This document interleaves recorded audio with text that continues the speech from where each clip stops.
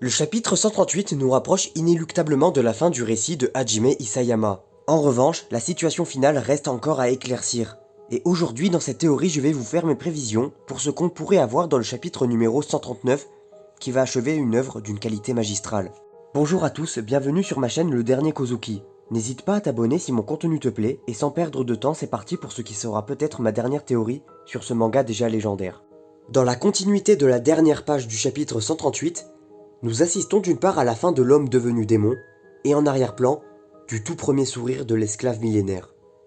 Ymir a trouvé du bonheur dans la conclusion de cette guerre.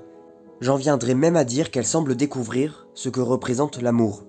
Celle qui a vécu un temps infiniment long dans le chemin, lieu dans lequel elle a acquis connaissance à ne plus savoir quoi en faire, pourrait mettre fin à la liaison entre Titan et Eldien, voire même mettre fin à ce monde dans lequel elle s'est réfugiée pour fuir ses peurs, et dans le même temps mettre fin au trouble qui a généré plusieurs millénaires de persécution de masse. Nous pourrions donc avoir la disparition de ces derniers, rendant forme humaine à tous ceux actuellement transformés en titans primaires, comme par exemple Jean, Connie, Gabi, etc., qui ont bien mérité de vivre une longue vie.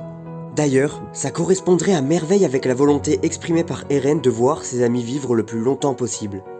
Mais ça ne s'arrêterait forcément pas là. Les titans primordiaux perdraient leurs facultés titanesques et se verraient donc plus liés à la malédiction d'Ymir. Je pense que désormais nous pouvons cerner la situation finale accordée aux héros survivants. Armin et Annie, tous deux détenant un des 9 titans, pourront vivre pleinement de leur amour qu'ils exprimeront enfin. Connie pourrait retrouver sa mère qui par conséquent reprendrait forme humaine, elle-même titan primaire. Gabi pourrait retrouver sa famille et pourrait voir naître un début de romance avec Falco, lui ayant avoué ses sentiments il y a de ça 15 chapitres. Reiner, qui a tant manifesté sa volonté de mourir jusqu'à aujourd'hui, pourrait dans une ultime réflexion changer de vision et déclarer que ce n'est peut-être pas une si mauvaise chose d'avoir vécu jusqu'à aujourd'hui. Levi, qui a depuis le chapitre 137 réalisé sa promesse envers Erwin, Pieck pourrait vivre en paix entouré des siens, etc. J'ai gardé le cas de Jean et Mikasa pour la fin, pour une raison bien précise. Je profite de ça pour ouvrir une mini parenthèse pour exprimer ma vision du monde géopolitique auquel on pourrait faire face. Très clairement, l'Empire Mar est ravagé. Sans vie ni animale ni végétale, le continent va être inhabitable pendant de très longues années. De ce que l'on voit, les survivants de l'Empire sont pas excessivement nombreux, et l'île du Paradis est très sauvage avec une urbanisation peu présente, ce qui laisse énormément de place pour fonder une nouvelle ville, ou pour agrandir les villes déjà existantes. Ça permettrait d'accueillir toutes ces personnes avec les deux peuples vivant désormais main dans la main. Pour diriger l'État, peut-être que Historia maintiendra son rôle, mais peut-être que ce sera le moment idéal pour qu'elle se retire de ce statut et qu'elle vive une vie plus calme loin de toutes les tensions qu'elle a vécues. Les retrouvailles entre elle et Reiner pourraient être très belles. Repensez-y, la dernière fois qu'ils se sont parlé était lors du début de la saison 2, juste avant la trahison des deux guerriers. Et n'oublions pas que Reiner avait des sentiments amoureux vis-à-vis de Historia.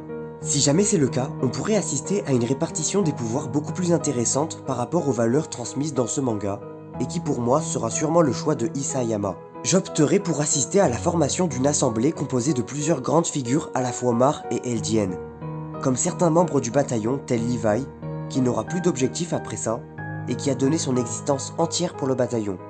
Reiner, qui pourrait s'y fonder une place, ainsi que des Mar comme par exemple le général Müller, lui-même figure centrale de l'union entre les deux peuples récemment. Pour revenir à la vie future de nos protagonistes, Jean dans un premier temps peut réaliser son rêve de vivre une belle vie dans un quartier bourge, mais je pense que ça ne s'arrêterait même pas là. Et s'il pouvait vivre une vie sentimentale, ça serait idéal que ce soit avec la femme qu'il a tant aimée, Mikasa.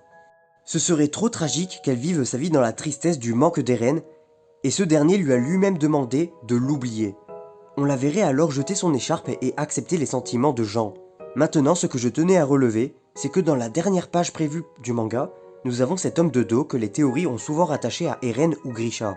Mais avec les événements récents, je vois désormais comme présentant un autre.